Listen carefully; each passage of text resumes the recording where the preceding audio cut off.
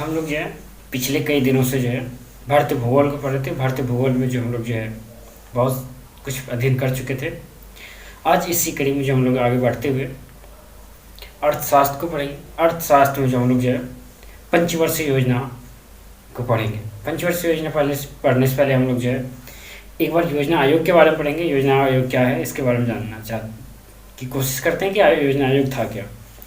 1950 में योजना आयोग का स्थापना होता है, यानी कि इसका स्थापना इसलिए होती है कि इनके राज्य एवं देश केंद्र के बीच जो है वित्त की बंटवारा तथा सरकारी योजनाओं या इसकी योजना बनाने के लिए जो है इसका निर्माण किया गया।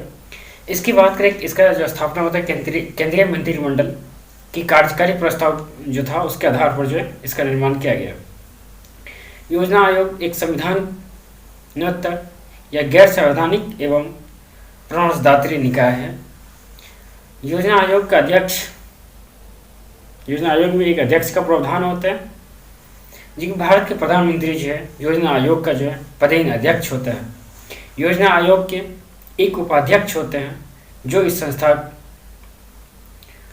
में कार्य करता है, और उपाध्यक्ष की नियुक्ति जो है मंत्रिमंडल की सिफारिश पर की जाती है तथा इसे कैबिनेट मंत्री का जो है दर्जा प्राप्त है। अब जो है योजना आयोग का नाम जो अब जो है नीति आयोग रख दिया गया 2015 के बाद। इसी करीब हम लोग एक चीज जानने की कोशिश और करेंगे कि प्रथम योजना आयोग के अध्यक्ष पंडित जवाहरलाल नेहरू थे, लेकिन उपाध्यक्ष जो थे गुलजारी लाल नंदा थे योजना आयोग के। वित्त मंत्री जो इसका पदेन अध्यक्ष होते हैं, यानी कि वित्त मंत्री जो पदेन सदस्य के रूप में अध्यक्ष जो है भारत के प्रधानमंत्री होते हैं। इसके जो है सदस्य के तौर पे जो है वित्त मंत्री, इसके अलावा जो अन्य केंद्रीय मंत्री होते हैं। आयोग के जो है 7 पूर्णकालिक जो है सदस्य होते हैं, जिन्हें राज्य मंत्री का जो है दर्जा प्राप्त है। हम इसमें जो बात करेंगे कि योजना आयोग का कार्य क्या है, योजना आयोग का क्या क्यों गठन किया गया था, इसके बारे में बात करना हमें आवश्यक है। क्योंकि हम योजना आयोग को पढ़े हैं, उसके बाद जो पंचवर्षीय योजनाओं को पढ़ेंगे तो इसका निष्कर्ष करना जरूरी है। देश की आर्थिक समृद्धि एवं विकास हेतु जो है योजना आयोग का निर्माण किया गया। देश की भौतिक पूंजी एवं मानव पूंजी का जो मूल्यांकन करने के लिए किया गया। देश के संसाधनों को अत्यधिक प्रभावी एवं संतुलित उपयोग करने के लिए जो है इस संस्थाओं का जो है निर्माण किया गया। प्राथमिकताओं को निर्धारण कर संसाधनों का जो है आवंटन करना जो है इसका एक मुख्य उद्देश्य रहा। योजनाओं के प्रत्येक चरण में कार्यान्वित करने की प्रगति समय समय पर मूल्यांकन करना, यह सब जो है पंचवर्षीय यानी कि ये सब जो है योजना आयोग का काम है। पंचवर्षीय योजनाएं जो है 31 मार्च 2017 तक जो अब तक जो है 12वीं पंचवर्षीय योजना खत्म हो चुकी है। इसके मध्य जो है 12वीं पंचवर्षीय यानी कि 12 जो पंचवर्षीय योजना खत्म हुआ है, इसके मध्य जो है 3 वर्षीय योजना अवकाश रहा, जबकि 3 वर्षों के लिए वार्षिक योजनाएं भी लागू की गई। प्रथम पंचवर्षीय योजना जो थी, प्रथम पंचवर्षीय योजना जो है 1951 से लेकर 1956 तक रहा। यह प्रथम योजना आयोग का कार्यान्वयन देश के जो खाद्यान्न संकट से जो है निकलने के उद्देश्य से जो है प्रेरित था। इस योजना का आयोग जो था, इस योजना का जो उद्देश्य जो था वो प्राथमिक क्षेत्र कृषि में आत्मनिर्भरता की बात की, और प्रथम योजना के जो है प्लान जो है आधारित था। इस योजना का लक्ष्य निर्धारित किए गए थे, इसके बारे में बात करते हैं। द्वितीय विश्व युद्ध के बाद जो है देश के विभाजन के फलस्वरूप जो है क्षतिग्रस्त अर्थव्यवस्था को जो है पुनरुत्थान करने के लिए किया गया। दूसरा जो था उत्पादन की क्षमता में वृद्धि, आर्थिक विषमताओं को यथासंभव कम करने के लिए इसका जो है एक उद्देश्य रहा। इसका तीसरा जो उद्देश्य था खाद्यान्न के संकट की जो समस्याएं थी उसका समाधान करने तथा कच्चे माल विशेषकर जो है पटसन रुई उत्पादन की जो है स्थिति में जो है सुधार करना। इस योजना के आधारभूत अवसंरचना सड़क निर्माण, परिवहन, संचार सुविधाएं, सिंचाई, जल विद्युत के विकास पर जो है अत्यधिक बल दिया गया। भूमि सुधार तथा सामुदायिक विकास कार्यक्रम के माध्यम से कृषि क्षेत्र में विकास, ये सारी जो है प्रथम पंचवर्षीय योजनाओं की जो है लक्ष्य निर्धारित किए गए थे। इसी उपलब्धि की बात करें, इसमें पहली पंचवर्षीय योजना की क्या उपलब्धियां रही इसके बारे में हम लोग बात करते हैं। तो प्रथम पंचवर्षीय योजना जो लक्षित दर जो थी 2.1% थी, जो कि इसके अपेक्षाकृत जो है इनमें 3.6% जो है हम लोग ने अचीव किया। प्रति व्यक्ति आय जो है 1.8% दर्ज की गई। इस योजना आयोग यानी कि इस योजना में जो है भाखड़ा नंगल परियोजना, दामोदर घाटी निगम, हीराकुंड बहुउद्देश्य परियोजनाएं इत्यादि जो है आरंभ किया गया। संयुक्त राष्ट्र अमेरिका के सहयोग से 2 अक्टूबर 1952 को सामुदायिक विकास कार्यक्रम CDP का भी आरंभ किया गया। हम लोग फिर बात करते हैं द्वितीय पंचवर्षीय योजना जो है 56 से लेकर 61 ईस्वी तक रहा, 1956 से लेकर 1961 ईस्वी तक। द्वितीय पंचवर्षीय योजना का जो है भारतीय सांख्यिकी कार्यालय कोलकाता के निदेशक PV महानवलिस के मॉडल पर आधारित था। 1 अप्रैल 1956 को लागू किया गया और यह जो है 31 मार्च 1961 को जो है समाप्त हुआ।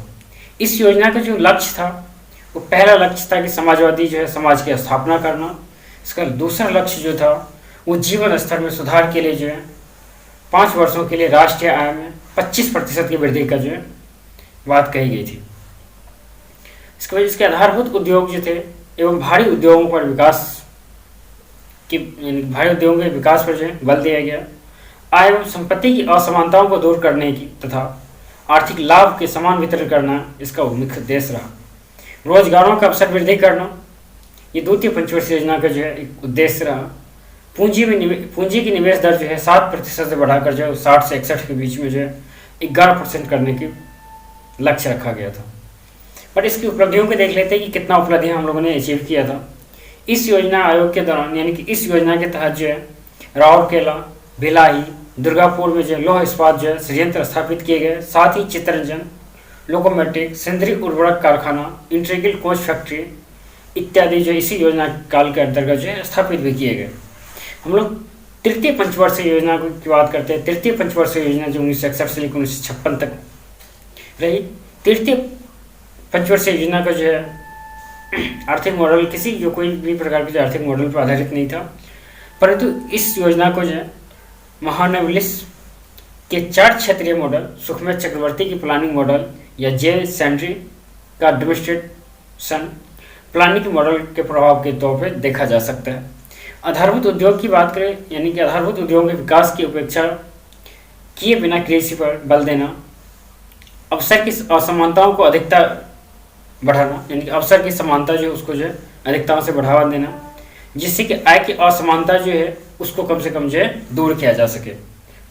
फिर जो है रोजगार के अवसर जो उसमें वृद्धि करना, जिससे कि मानवीय शक्ति का अधिकतम सीमा का जो उपयोग किया जा सके या प्रयोग किया जा सके। इस योजना में कृषि व उद्योग जो है दोनों क्षेत्र पर बल दिया गया। इस योजना का मुख्य उद्देश्य जो था भारतीय अर्थव्यवस्था को जो है आत्मनिर्भर अर्थव्यवस्था बनाने का लक्ष्य रहा था। 1962 में भारत एवं चीन युद्ध, 1965 में भारत पाकिस्तान युद्ध, भीषण सूखे के कारण 2.5% जो निम्न दर ही प्राप्त किया जा सका। इसकी उपलब्धि की बात करें जो कि इसका लक्ष्य जो रखा गया था वो 5.6% था। इस योजना के अंतर्गत 1964 में सोवियत रूस संघ के सहयोग से बोकारो झारखंड में बोकारो आयरन स्टील कंपनी की जो है स्थापना किया गया। वार्षिक योजना की बात करें 66 से लेकर 69 तक जो वार्षिक योजनाएं लागू हुई। 62 में जो भारत चीन के युद्ध के परिणाम स्वरूप जो देश में वित्तीय संकट उत्पन्न हुई, अतः सरकार ने 66 से लेकर 67 के लिए एक वित्तीय यानी कि 1 वर्ष योजनाओं का निर्माण करने का निश्चय किया। आगामी 2 वर्षों के लिए सरकार ने इस निर्णय को बनाए रखा था।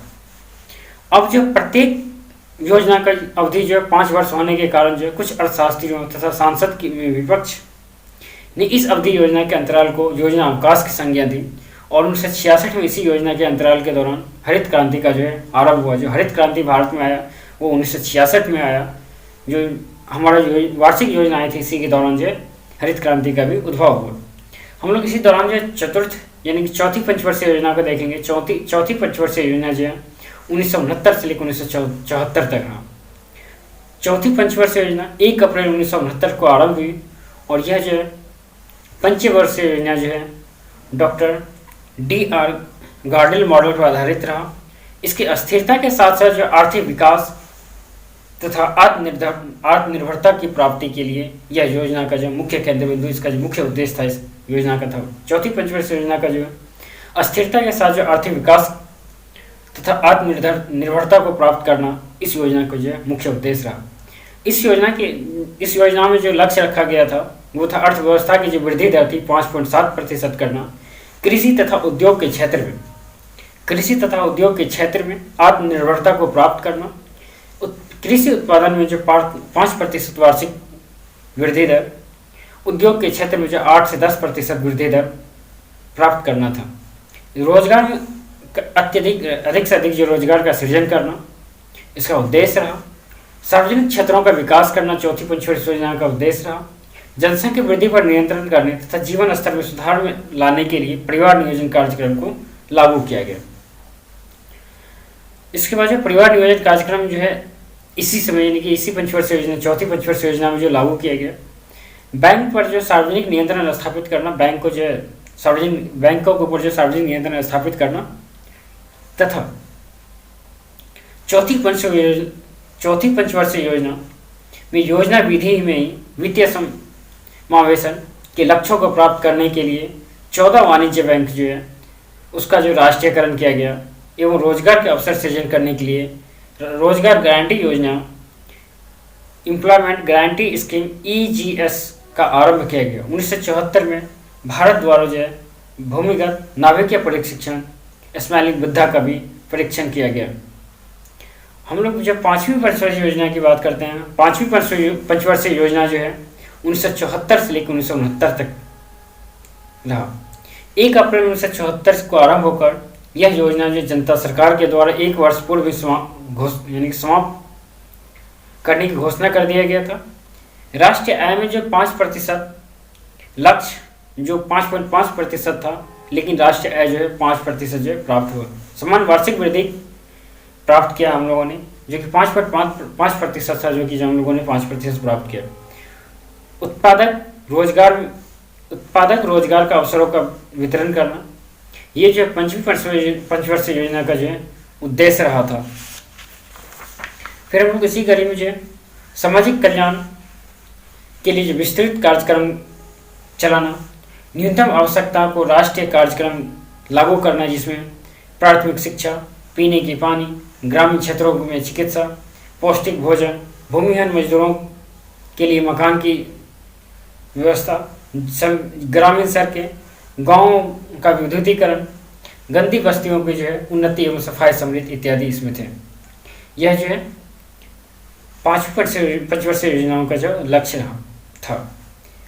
निर्यात प्रोत्साहन एवं आयात प्रतिस्थापन पर बल देना, यह एक न्यायपूर्ण कीमत मजदूरी नीति लागू करना, ये इस योजना के अंतर्गत यानी इस पंचवर्षीय योजना में जो है गरीबी हटाओ का नारा दिया गया था। इस पंचवर्षीय योजना के दौरान 20 सूत्री कार्यक्रम का भी आरंभ किया गया। 1975 में जो 20 सूत्री कार्यक्रम का आरंभ किया गया।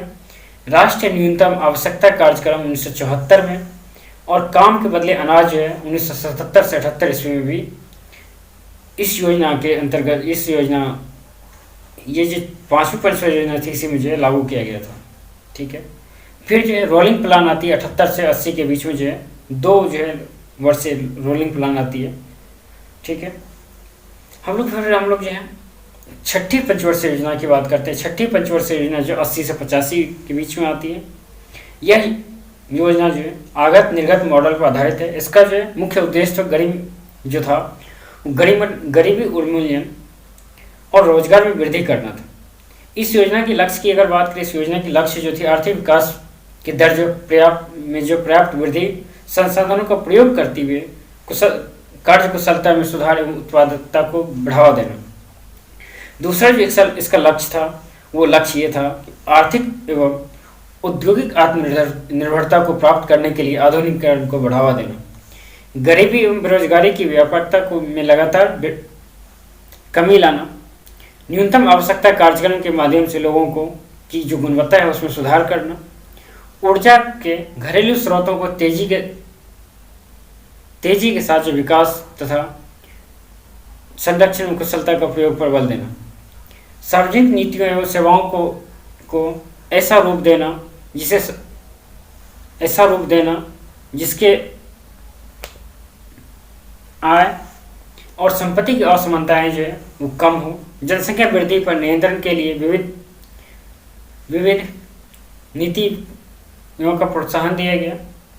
विकास के अल्प एवं दीर्घकालिक लक्ष्यों को समन्वय करना, वितरण यानी वातावरण संबंधी परिसंपत्तियों का जो है संरक्षण एवं सुधार करना, ये सारी जो है छठी पंचवर्षीय योजना का जो है लक्ष्य था। इस योजना का लक्ष्य जो 5.2% निर्धारित किया गया था, वास्तविक रूप से जो हम लोग कह सकते हैं कि इसकी उपलब्धि जो है 5.44 रही। इस दौरान जो है प्रति व्यक्ति आय जो है 3.2% की दर से जो है वृद्धि हुई इसमें। अगर हम लोग छठी पंचवर्षीय योजना की बात करें तो छठी पंचवर्षीय योजना जो कब लागू हुआ इसके बारे में, तो छठी पंचवर्षीय योजना जो है 9 नवंबर 1985 को आरंभ हुआ। राष्ट्रीय विकास परिषद के द्वारा जो है 7वीं जो योजना पंचवर्षीय योजना को जो है प्रारूप स्वीकृत किया गया। यह योजना जो 15 वर्षीय दीर्घकालीन परियोजना का एक हिस्सा रहा। इस योजना की बात करें, इस योजना का जो है जॉन डब्ल्यू मिलर मॉडल पर आधारित थी।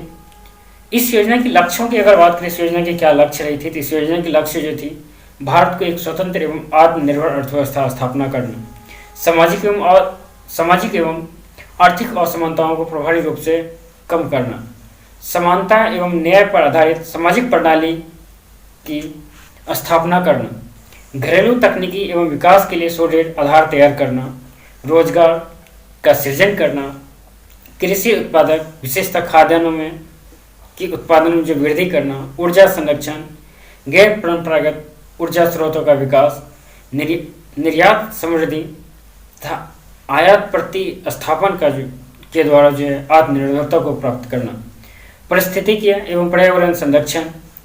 इस योजना का जो मुख्य उद्देश्य रहा था वो खाद्यान्न, कार्य एवं उत्पादकता के जो वृद्धि पर या उसके उत्पादकता के विकास पर जो है अत्यधिक बल दिया गया था।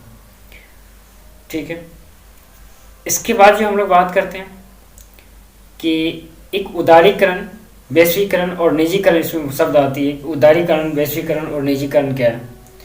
जब हम लोग 8वीं पंचवर्षीय योजना देखते हैं, 8वीं पंचवर्षीय योजना जो है लाई गई, तो उसके पहले जो है 2 वार्षिक योजनाएं आई गई। 1 अप्रैल 1990 से लेकर 1 अप्रैल 1992 तक जो 2 रही। 7वीं पंचवर्षीय खत्म जैसे होते हैं उसके राष्ट्रीय स्तर पर जो राजनीतिक अस्थिरता थी, जिसकी वजह से जो है सरकार ने जल्दी बदलने की वजह से जो 8वीं पंचवर्षीय योजना जो रही उसको आरंभ नहीं किया जा सका। नवंबर 1990 में जनता दल की सरकार जो थी उसके पतन के बाद कांग्रेस समर्थित चंद्रशेखर सरकार की योजना आयोग के पुनर्गठन कर मोहन धारिया को इसका उपाध्यक्ष नियुक्त किया। दुर्भाग्य से यह सरकार का भी पतन हुआ बहुत जल्द। इसके बाद जून 1992 में कांग्रेस सरकार द्वारा पुनर्वापसी प्रणब मुखर्जी को योजना आयोग का उपाध्यक्ष नियुक्त किया गया और 8वीं पंचवर्षीय योजना आरंभ जो है 1992-93 से लेके 1996 से 97 तक की अवधि में जो प्रारंभ किया गया। इस प्रकार 1990 से लेकर 1992 तक 2 वर्षों की अवधि को वार्षिक योजनाओं के नाम से जाना जाता है।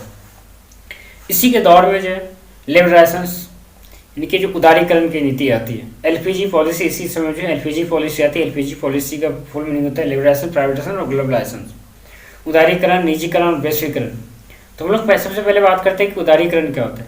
आर्थिक समृद्धि एवं विकास के मार्ग में बाधक सरकार नियमों तथा अनावश्यक कानूनी नियंत्रण को कम करना एवं नियमों को उदार बनाना ही उदारीकरण कहलाता है। उदारीकरण का अर्थ सीधी सी बात में समझे, उदारीकरण का अर्थ यह होता है कि सरकारों को जो नियंत्रण लगाई गई थी उसको जो है कम किया जाना, पूरी तरह से मुक्त नहीं किया जाना लेकिन उसके लिए कम किया जाना।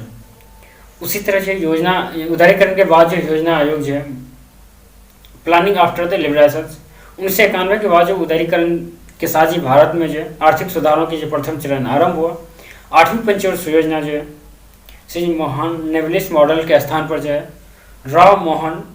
रॉ मनमोहन को स्वीकार किया गया। उदारीकरण के अंतर्गत अर्थव्यवस्था में राज्य की भूमिका पुनः परिभाषित करते हुए निजी क्षेत्र में एवं बाजार के क्षेत्र की बाजार की भूमिकाओं को स्वीकार किया गया। वैश्वीकरण के इस दौर में शहर गांव, अमीर गरीब, महिला पुरुष के बीच अंतराल अब भी विद्यमान था। अतः इसके बीच को यानी कि इस अंतर को खत्म करने के लिए या कम करने के लिए राज्य सरकार के द्वारा कल्याणकारी स्वरूप बनाए रखने के लिए आर्थिक योजना राज्य की भूमिका को बनाए रखने पर जोर दिया। द्वितीय पीढ़ी, सेकंड जनरेशन की बात करें तो द्वितीय पीढ़ी की सुधार शब्दावली का प्रयोग जो है 1998 से 2000 के बीच में हुआ। वित्त मंत्री रहे यशवंत सिन्हा ने किया। इन सुधारों को का वर्ष जो है 1999 से लागू किया गया। इन सुधारों के द्वारा 1991 के प्रारंभ में किए गए आर्थिक सुधारों को और सुदृढ़ बनाने के लिए जो है द्वितीय पीढ़ी के सुधारों के द्वारा जो आर्थिक कृषि आधारित उद्योगों, लघु उद्योग, आधारभूत उद्योग संरचना एवं सामाजिक सेवाओं पर जो है अत्यधिक बल दिया गया। निजीकरण, प्राइवेटाइजेशन, सरकार द्वारा सार्वजनिक उद्यमों का कुछ भाग या संपूर्ण भाग निजी क्षेत्रों को बेचकर उस उद्यम का स्वामित्व एवं प्रबंधन का त्याग करना निजीकरण कहलाता है। जो सरकार के पास जो सार्वजनिक उद्यम है, उद्योग है, उसको जो संपूर्ण रूप से या आंशिक रूप से बेचकर उसका स्वामित्व एवं प्रबंधन जो है सरकार जब त्याग करती है तो उसे जो है निजीकरण कहते हैं। ठीक है। कोई भी कंपनी निजी क्षेत्र में दो प्रकार से परिवर्तित हो सकती है। सरकार का सार्वजनिक कंपनी स्वामित्व और प्रबंधन जो है से बाहर होना। सरकार जो है उसके जो है प्रबंधन एवं उसके स्वामित्व से बाहर होना पहली होगी। और दूसरी बात करें सार्वजनिक क्षेत्र की कंपनियों को प्रत्यक्ष रूप से निजी क्षेत्र को बेच दिया जाना, प्रत्यक्ष रूप से डायरेक्टली जो से बेच दिया जाना, ये भी जो है निजीकरण का एक जो है प्रकार है। वैश्वीकरण की बात करें, वैश्वीकरण क्या होता है? किसी देश की किसी अर्थव्यवस्था में विश्व की अन्य अर्थव्यवस्था से जुड़ जाना ही वैश्वीकरण कहलाता है। वैश्विक तौर पर इसकी बात करें, जो आज की हमारी अर्थव्यवस्था ये जो है अर्थव्यवस्था हमारी जो है विश्व से जुड़ चुकी है। आज हम जो है कहीं भी से भी किसी भी जगह से ट्रेड कर सकते हैं, व्यापार कर सकते हैं। वैश्विक एकीकरण जो है, इसमें वैश्विक एकीकरण के द्वारा जो राष्ट्रीय व्यापार, निवेश, सूचना, प्रौद्योगिकी, संस्कृतियों का जो वैश्वीकरण एकीकरण हो गया है इसमें। इसके अंतर्गत आर्थिक, सामाजिक एवं भौगोलिक सीमाओं का जो अतिक्रमण था वो टूट गया और पूरा विश्व एक गांव, एक ग्लोबल विलेज के तौर पे हो गया। ऐसा आज प्रतीत होता है कि पूरा विश्व जो है एक गांव के रूप में परिवर्तित हो चुका है, क्योंकि आज हम लोग जो है ग्लोबलाइजेशन, हमें जो वैश्वीकरण से जुड़ चुके हैं। हमारी जो कंट्री जो हमारी जो अर्थव्यवस्था वो वैश्विक अर्थव्यवस्था हो चुकी है। वैश्वीकरण की प्रक्रिया के बाद जो देश में जो कंपनियों कार्य क्षेत्र एवं बाजार जो दोनों में असीम विस्तार हुई और सर्वोत्तम कार्मिक एवं सेवाओं तक जो है कंपनियों को जो बाधा रहित पहुंच सुनिश्चित हुई और विदेशी निवेश की संभावनाएं जो हमारे देश में बढ़ गई। और इस प्रकार से एक कंपनी की कार्य निष्पादन की मात्रा में जो है क्वांटिटी और क्वालिटी दोनों में जो है वृद्धि होती है। फिर हम लोग बात करते हैं कि 8वीं पंचवर्ष योजना की बात करते हैं। 8वीं पंचवर्ष योजना में क्या थी, इसके लक्ष्य को पहले हम लोग देखेंगे। केंद्र में 2 वर्ष से राजनीतिक परिवर्तन के बाद जो है जो योजनाएं लाई गई वो जो है 23 मई 1992 को जो है 8वीं पंचवर्ष योजना को जो है स्वीकार किया गया। इसके लक्ष्य की बात करें, इसके लक्ष्य जो थी शताब्दी के अंत के लगभग पूर्ण रोजगार के स्तर को जो प्राप्त करना और प्रारंभिक शिक्षा को जो व्यापक बनाना, 8 वर्ष से यानी 15 वर्ष से 35 वर्ष के जो आयु के मध्य लोग जो निरक्षर हैं उसको जो निरक्षरता को जो उसको समाप्त करना। फिर जो भारत की सभी गांवों एवं समस्त जनसंख्या के पेयजल, टीकाकरण सहित प्राथमिक चिकित्सा का प्रावधान करना, मैला ढोने की प्रथा जो है पूर्ण तरह से खत्म करना, ये सारी जो है हमारी 8वीं पंचवर्षीय योजना का लक्ष्य था।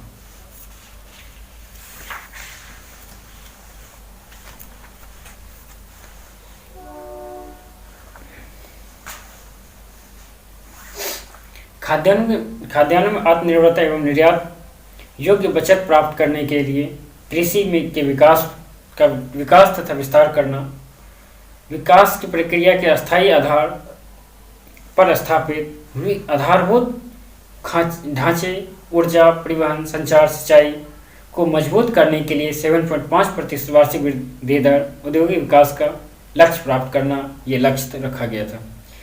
इस योजना काल में सबके लिए शिक्षा प्राप्त करने के उद्देश्य से ऑपरेशन ब्लैक बोर्ड, राष्ट्रीय पोषाहार कार्यक्रम जैसी जो है कई औपचारिक शिक्षा कार्यक्रम का जो है आरंभ किया गया। हम इसी कड़ी में जो हम लोग जो है अब जो है नवीं पंचवर्षीय योजना को देखेंगे। नवीं पंचवर्षीय योजना जो है 1997 से लेकर 2000 तक रही। इस योजना का मुख्य लक्ष्य जो था वो न्यायपूर्ण वितरण एवं समानता के साथ विकास करना था। इस योजना की अगर लक्ष्य की बात करें, इनके पर्याप्त रोजगार का सृजन करना, निर्धनता की जो उन्मूलन उद्देश्य से जो कृषि एवं ग्रामीण विकास को बढ़ावा देना, मूल्य की स्थिरता को बनाए रखने के लिए आर्थिक विकास की गति को तेज करना, विशेष रूप से कमजोर बच्चों के लिए भोजन एवं पोषण की एवं सुरक्षाकरण सुनिश्चित करना, जनसंख्या वृद्धि दर को नियंत्रित करना, पंचायती राज संस्थाओं, सहकारिताओं, स्वयंसेवी संस्थाओं को जो है बढ़ावा देना, स्वच्छ जल, प्राथमिक स्वास्थ्य देखरेख सुविधा, सार्वजनिक प्राथमिक शिक्षा, आवास जैसी मूलभूत सुविधाओं को जो है उपलब्धता कराने के जो उद्देश्य से किया गया। प्रारंभ में इस योजना का जो विकास दर की बात करें तो प्रारंभ में विकास दर जो है सिर्फ 7% रखी गई थी, किंतु बाद में इसे संशोधित करके जो 6.5% किया गया। जबकि इसकी अगर हम बात करें कि कितनी उपलब्धि हमें प्राप्त हुई थी, इसकी उपलब्धि जो हमें सिर्फ 5.4% जो हमें प्राप्त हुआ, 5.4% जो हमें प्राप्त होता है।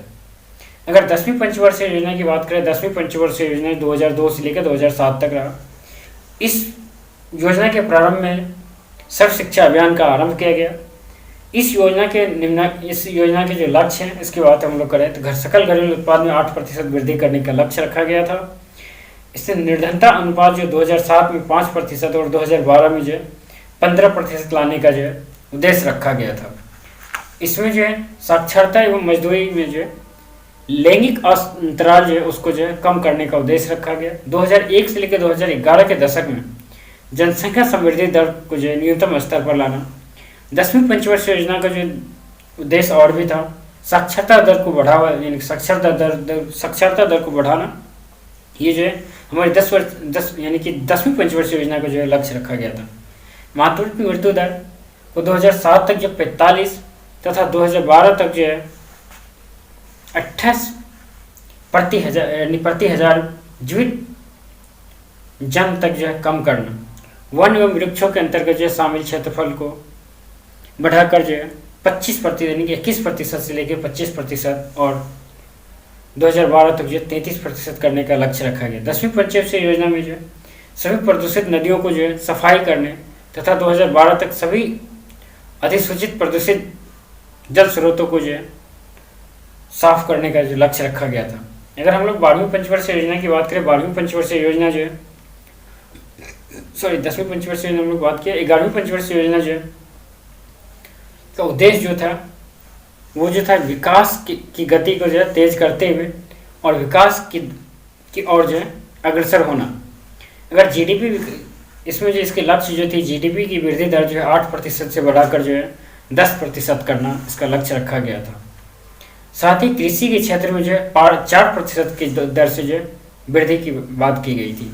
निर्धनता कम करने के लिए 2011 से 12 तक जो है 15% पर लाने का लक्ष्य रखा गया था। साक्षरता दर की बात करें तो कम से कम जो 75% के स्तर पर लाने का लक्ष्य रखा गया। इसके बाद जो हम लोग बात करें जनसंख्या दशक की वृद्धि दर जो 2010 से लेकर 2011 को जो है कम करके जो है 16.6% लाने का लक्ष्य रखा गया था। 2012 तक सभी गांवों में स्वच्छ पेयजल की सतत उपलब्धता सुनिश्चित करना ये 11वीं पंचवर्षीय योजना का उद्देश्य था। 2007 तक देश के प्रत्येक गांव में टेलीफोन की सुविधाएं और 2012 तक प्रत्येक गांव में ब्रॉडबैंड की सुविधाएं उपलब्ध कराने यह 11वीं पंचवर्षीय योजना का लक्ष्य रखा गया था। 11वीं पंचवर्षीय योजना की संपूर्ण अवधि 2011 से लेकर 2012 तक 7 करोड़ नए रोजगार सृजन करने का भी लक्ष्य रखा गया था। शिशु मृत्यु दर को घटाकर जो है 28 और मातृत्व मृत्यु दर को घटाकर जो है प्रति हजार जीवित जन्म स्तर पर जो कम लाने का लक्ष्य रखा गया था। साक्षरता में लैंगिक अंतराल को जो है 10% तक कम करने का लक्ष्य रखा गया था।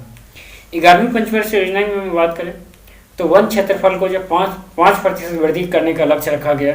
2011 से 12 तक जो देश में जो है कि शहरों की जो वायु गुणवत्ता को जो है सुधार करने का लक्ष्य रखा गया था। जो स्वास्थ्य संगठन के मानकों को जो स्वास्थ्य संगठन के जो मानक है उसको जो प्राप्त करने का लक्ष्य रखा गया था। हम लोग 12वीं पंचवर्षीय योजना की बात करते हैं। 12वीं पंचवर्षीय योजना जो है उद्देश्य तीव्र धारणीय गति से समावेशी विकास का जो है लक्ष्य को प्राप्त करना 5वीं पंचवर्षीय योजना का लक्ष्य रखा गया था। इस योजना में जो 25 प्रमुख लक्ष्य थे। जो पहला जो थे, इसमें अगर कई सारे कैटेगरीज में हम बांट सकते हैं इसको। जैसे आर्थिक विकास की बात करें, आर्थिक विकास में सकल घरेलू उत्पाद में जो 8% दर की जो वृद्धि प्राप्त करने की बात थी, और 4% दर में जो 4% दर जो कृषि समृद्धि की बात की गई, और 10% जो दर जो विनिर्माण समृद्धि की बात की गई। और प्रत्येक राज्य के द्वारा 11वीं पंचवर्षीय योजना की तुलना में 12वीं पंचवर्षीय योजना जो अधिकतम उच्च स्तर को जो है उच्च स्तर औसत समृद्धि प्राप्त करना था। गरीब एवं रोजगार की बात करें, दूसरा क्षेत्र जो इसका हम कह सकते हैं, दूसरे भागों में जो हम बांट सकते हैं इसको। 12वीं पंचवर्षीय योजना के अंत में जो है पूर्ववर्ती आकलनों के तुलना में गरीब को जो 10% कम करने का जो है लक्ष्य रखा गया था। अगर इसी क्षेत्र में हम बात करें, योजना जो गैर कृषि क्षेत्र में जो है 50 मिलियन नए जो है कामों के अवसर को प्राप्त करना था, यानी कि नए कामों के अवसर को सृजन करने की बात की गई थी, जिसमें जो सृजन इतनी संख्या में जो कौशल प्रमाण पत्र प्रदान करना भी जो 11वीं पंचवर्षीय योजना का लक्ष्य रखा गया था। अगर हम शिक्षा की में बात करें, 12वीं पंचवर्षीय योजना की क्या लक्ष्य है, तो 12वीं पंचवर्षीय योजना की शिक्षा के क्षेत्र में 12वीं पंचवर्षीय योजना के अंत में जो है स्कूली शिक्षा का जो औसत वर्षों की जो संख्या बढ़कर जो 7% करना था।